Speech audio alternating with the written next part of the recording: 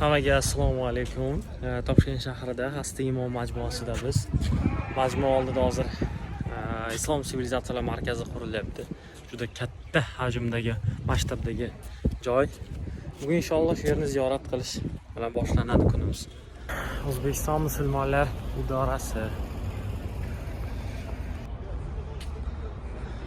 Shunaqa bu yerda ajoyib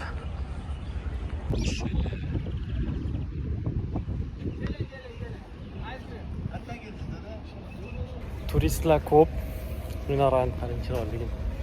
Hasti Imom. Toshkent shahrining eng asosiy nima deydi?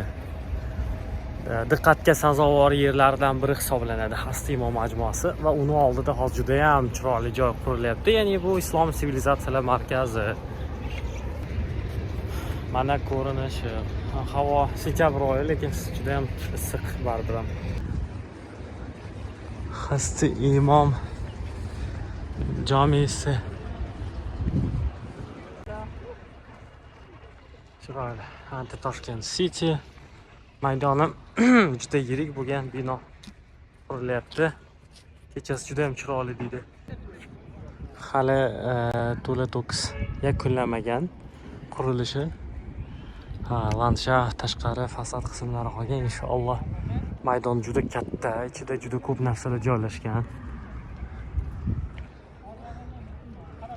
Markaz ajoyib. Hududda qurilish ishlari ham ketyapti. Hasti Imom masjidi bor va kompleks joylashuvi bor. Mana orqamdagida dunyoda ikkita nusxa bo'lgan bu Usmonli Qur'oni Karim mushafi. Birinchisi Istanbul Topkapı saroyida, ikkinchisi mana Hasti Imom majmuasida joylashgan. Aholi bu yerda ham ziyorat qiladi inshaalloh. Temuriylar me'morchiligi asosida qurilgan va davom etayotgan yerlardan biri. Mana bu bino Islom Ganiyevich Karimov davrida ularning kitoblari bo'lgan yuksak ma'naviy yengilmas kuch asaridan tanish. Chunki mana shu bino old tarafi shu kitobning ustida muqova sifatida ishlatilardi. Shundan hamma taniydi. Qur'oni Karim mushafi saqlanadigan yerlardan birimiz.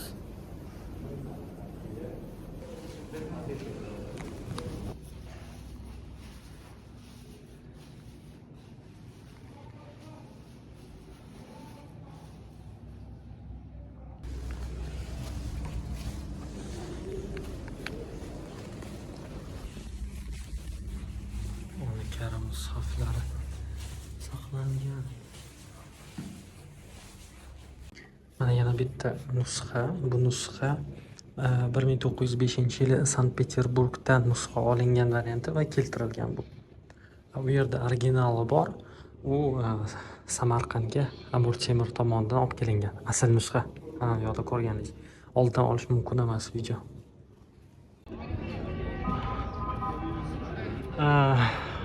Boroqxon madrasasi Hasti Hazrati Imom majmuasi yodgorligi.